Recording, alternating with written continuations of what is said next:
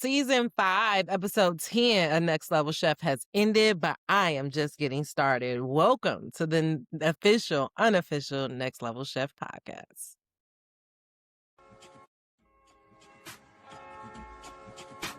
I became an artist, and thank God I did, because we are the only profession that celebrates what it means to live a life.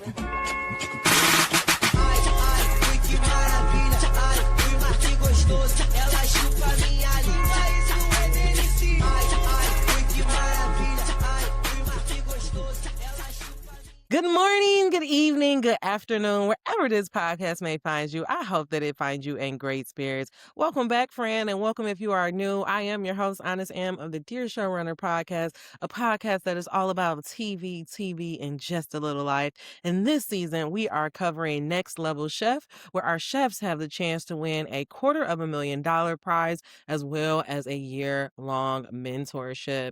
We're going to go ahead and introduce our mentors. We have Chef Naisha Arrington, Chef Gordon Ramsay, and the returning champion, Jess Blaze or Richard Blaze. Now, this week, our competition is all about cowboy cooking. Now, last week I told y'all I had no idea what cowboy cooking is. When I think about cowboy cooking, I think of beans and things like that. But we got to see this week that going to the ranch is not just about beans. It's about the type of protein that you can have. So we were able to see things that you can find when you're hunting. We also learned in this competition that after this week, I was wondering when this was going to happen. After this week, we will lose our teams, and then we will truly be in the home stretch of who is going to be this season Next Level Chef. Who do you have? Please let me know. Because I will say this week elimination was a goddamn surprise. We're going to get right into it. This week, our chefs have 40 minutes to make a next level cowboy dish. As we know, we have those Naisha Warriors at the top level kitchen because Connor, like the Lakers, did it back to back. Our Naisha Warriors are the ones who are able to get the first go at this grab. And we have Machete, who is doing a country fried bison countryside bison. He knew right away that this was what he wanted to do. He said that this is something that he cook all the time. And so as he's cooking it, he knows that he has a lot going on. Machete was just like really running behind on the cook. And then when he had put some like breadcrumbs to kind of give it that country fried texture, and so when it was on the grill, when it was like sitting pan searing, Naisha was like, hey, you need to take it out, because it's going to dry out. It's very sensitive meat, blah, blah, blah, blah, blah. And Machete kind of like snapped at her, was like, hey, look, I got it. I hear you. I cook this every week. I know what I'm doing. And it was funny because I'm like, this is like the second team member that kind of like snapped at Naisha. But that was about Machete Cook. Let's move on into the middle level kitchen, where we have those boys in blue. Christian, he picks up a duck for his protein. Jared picks up a bison steak, and Darian picked up a squab. He said he's not really familiar with it. Cowboy cooking really isn't his thing, but he's going to make the best of it. And so with Jared says that he doesn't really use bison. He hasn't cooked bison like as a steak, but he makes bison burgers all the time. And so he was going to do like kind of like a smashed potato, put his steak on top of that, whereas Darian forgot to get a starch, and so he ended up making his own stencil, which actually is just like egg and flour, but it can make, I wonder if it comes out like maybe potato-y. I'm not sure. I thought that was very impressive how Darian made his own starch, and he was really coming up against the wire. And Darian really just teaches us in this moment what we've been talking about for these last 8 or 9 weeks, is just keeping his composure. Richard Blaze was really starting to freak out and kind of buzzing around Darian. And he's like, we're getting to this phase where I'm like, I don't know if you're moving too slow or I'm moving too fast. But Darian just kept his composure. His first batch of stencil came together horribly, and they were like all kind of clumped together. But thankfully, within the last like 4 minutes, he was able to do another batch, and it actually came out good. And Darian just teaches us the benefit of keeping your composure in high pressure situations. Next up, we're going to go down in the basement to those beautiful Gordon girls, where we have Cole picked up catfish, Andy picked up wild turkey, and Gabby picked up rainbow trout. And so the big thing with Cole, it had a very clear vision, catfish, cabbage, cornbread, very black staple, something that people eat all the time. Her thing was her cornbread was not really cooking really fast. When she put it in the oven, by the time she took it out, it was like very soggy in the middle. But the good thing is that, Gordon helped her to kind of like, think to it really fast. And also it reminds me of her series that she has. I don't know if you guys been checking it out, but going beyond the levels. But she's talked about how in one of the first competition, Blaze said that if it doesn't look good, then don't put it on a plate. And so instead of serving the chefs like half done cornbread, she did cornbread crumbles instead. And so Andy big thing was all about this wild turkey. We really don't eat turkey like that outside of maybe a sandwich meat and on Thanksgiving. And so her thing was just really about trying to cook the turkey without it actually drying out in the process. She had to really lean on Chef Ramsay to kinda get it through. In the mid-round drop, they had a "I can't believe it's not butter," which I'm like, "Is this a product placement? Is this a product placement?" When I first started, like, cooking, really taking recipes off of YouTube, um, one of the recipes that I had said, like, "You have to use actual butter," and they were like, "Margarine is not butter." I cannot believe it, butter is not butter. And so for my whole life, I thought margarine was butter, and it wasn't until I saw that recipe, it was like, "Use real butter," and then I started using real butter and never looked back. Like, my life was completely changed. But anyways, so that was the product drop. I mean, that was the mid-round drop, and so our chefs had to create a compound butter that will really complement their dishes. And the reason why I wanted to bring that up is because for Gabby, that's really where her dish ended up accelerating. Like at first, she just had like this hummus and the rainbow trout, which really didn't take a long time to cook. But then they had that meal round drop where she was able to see like all these herbs and citrus notes. And that was really where she was able to pull her dish together with that compound butter drop. And so it just goes to show you like sometimes those mid-round drops are as much as they are there to throw a monkey wrench in our chefs' plans. For some of the chefs that take advantage of that obstacle and use it to their benefit, they really can take their dish to the next level. And we saw that last week with Connor when he got that bone marrow. And so it just is a lesson that it can teach us that, sometimes when we don't run from a challenge or try to ignore it, but really face it head on, we can actually get the benefits of not only seeing our power, seeing our strengths, but maybe even our creativity. And that's how those challenges can help rise us and get us to the next level. But going into our midsort debate, our top dishes was, of course, Gabby with her rainbow trout. We had Christian with the duck. He did this very like nuri. They talked about how he had a lot of these umami flavors that were going, which makes me like, oh, I really probably need to start cooking with more Asian dishes because I love that umami like taste. I just really, really love that profile. And I really need to start cooking with it a lot more. And then of course they loved Connor's ribeye because he really cooked it in like a cast iron skillet and like really, made it like a cowboy dish. Some of the dishes that they did not care for too much was, of course, Andy wild turkey. They said that it just ended up drying out. Jared bison steak. Naisha didn't know if he was making smashed potatoes or mashed potatoes, like the in between. Naisha really didn't like it, and she said it wasn't refined at all. And then the other one that they really didn't care for too much was the country fried steak. They said that Machete just completely dried it out. And so that takes us to our winner. Our winner for this competition ends up being Gabby, which secured our safety for our Gordon girls. And so we don't have to worry about Andy going into elimination. Something that we need to look out for is how long is Andy going to be able to keep that pen? Are they going to say now that we're losing teams, does that mean that she can't use her pen anymore?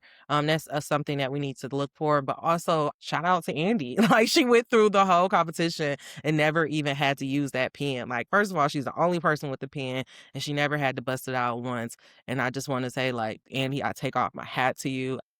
I literally seen this woman praises every single show. Like the girl from Upload is like Chef Andy. Those two people would never be in the same universe for me, but that is who she is. And it just goes to show you that people are so multi-talented. And so yeah. Our elimination comes down to Machete versus Jared. I'm gonna get to the end. I'll explain why I didn't tell you what my big aha moment was this week. I'll save it. So we get down to the grand finale. We're duking it out with Machete and Jared. They both have to come up with a king salmon dish. We got a home chef versus a pro chef. Machete, he really wanted to get a really crispy char on his salmon skin, whereas Jared just really took, the textbook cooking approach. And it was hard to watch because, like, people, of course, the girls were up there, and Gabby was just literally screaming to Machete, like, take it off, take your salmon off. But Machete was just in his groove and was like, hey, like, this is how I like it. I wanted to get a chard. I wanted it to get the color. But when it came down to the elimination, the judging, they said that that chart was just a little bit too much and it ended up being burnt and we end up losing Machete, which I was genuinely shocked. The second time around watching, I still was just like, dang, like I don't know, because it kind of feel like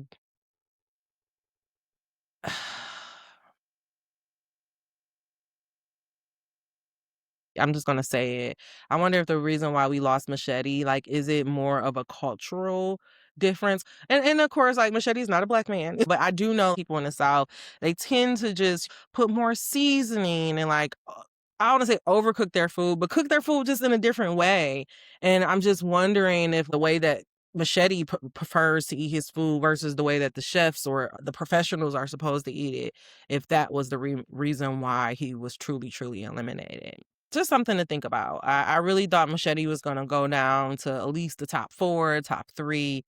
So I was shocked that we end up losing him, but, I do wanna give a shout out to Jared because he just cooked that very smart, and was not about trying to, like, overly impress or do anything super fancy, but it was really about just cooking a really good piece of salmon, and because he focused on the simplicity of it, he ended up winning. And honestly, I think that that is our big life lesson of this week. I really think that the winners and the people who excel in these competition are people who keeps it simple, who are not overcomplicating it. Like, yes, there may be a level of creativity in it within their vision. So say, when Andy, when she was making that goat stew pancake, but there is like just a simplicity to it. And I think we can see that in like Connor. This could be your gift and a curse, but it's like I feel like the chefs who keep it simple, who play up to their strengths, who cook the food that they know are the ones who excel in this competition. And maybe that's something that we can learn. I remember Matt Dad from earlier in the season where he said, sometimes I know what I'm doing. He said, I keep it simple, stupid. Keep it like sometimes that is necessary. So I think that could be one of our life lessons. Another one of our life lessons is definitely coming from Jared. As he was in elimination, he had this rice that he put in a pressure cooker. And just like how everybody's telling Machete to take that salmon off, everybody's telling Jared, you need to check your rice, check your rice, check your rice. And he's like, I can't check my rice because if I do, it's gonna just mess it up. And so I just have to trust the process and, trust that by the time I pop off this lid, that my rice will be cooked. And that's just life where you can't check in to see how well you're doing, where you don't know the process until you actually finish. And you just have to simply trust the process. As a writer, trust me, that's what literally I feel like is all writing is. And so I thought that that was a really good lesson to learn from Jared this week. And our other lesson, our final lesson comes from the man himself, Mishate. Will conquer your dreams. I really was going to start this podcast off by saying like a win is a win. Sometimes we want to be the best in the world. And of course, when we enter competitions, we want to win the competition, but winning the competition is honestly just the cherry on top. You win the competition just by entering it, just by pushing yourself, by seeing how you can overcome obstacles. The person you become within the challenge, like that really is the win at the end of the day. It's not always about having a crown. And I love that Machete walked away like that. And one thing I want to say is for all the gold grills and a crazy haircut and a tattoo on his forehead. When Machete was crying, what I saw is a little boy that has become a grown ass man living his dreams. And for that, it is a win. He is a winner. And I think that's something that we can all learn. He said, when I entered that competition, I won. And so I want you to know that as well. Like, if you are just out here in life and you're working towards something, you're winning. You're winning. You're doing so much better than what this world is trying to design us to do. So let's take that lesson from Machete. Conquer your dreams. As long as you're working towards it, as long as you actually put an effort towards even trying to realize your dreams, you're a winner. And don't let nobody ever, ever, ever take that from you, okay? All right. I don't know why I started getting kind of emotional. I kind of started getting emotional thinking about that because I really had a big aha moment that a lot of some of my childhood dreams I didn't even go towards because of the fear of failure. And I know this isn't true because I'm actively working towards my book, but there is this tiny part of me that's like, if my book is not a New York Times bestseller, am I gonna fail if I can't make this career? What did I do all of this for? But you have to finish anyway. You have to get to the finish line and then judge yourself from there. So I don't know who needs to hear this, but you just working towards your dream is a win. You are a winner because there are so many adults. Hell, there are 20-year-olds that don't even feel like they can go after their dreams. So you just doing it, you putting yourself in the arena is putting you ahead of so many other people. Mentor beef. I don't know why that made me so emotional. Move on. Mentor beef. No mentor beef to really report here. You could just tell that, we're getting down to the wire. I love how Christian said it's going to be, the Blaze Blue Boys forever. I'm just really interested to see what happens in next week episode. Predictions. I think I may have to take this out. No more predictions. Again, I'm curious to see what is going to happen with Andy and her pen. I will say my top 3 for right now is Cole, Connor. It really was Machete. Ideally, I would honestly love to see Cole, Connor, and Andy. Like, that would be a good top 3 for me.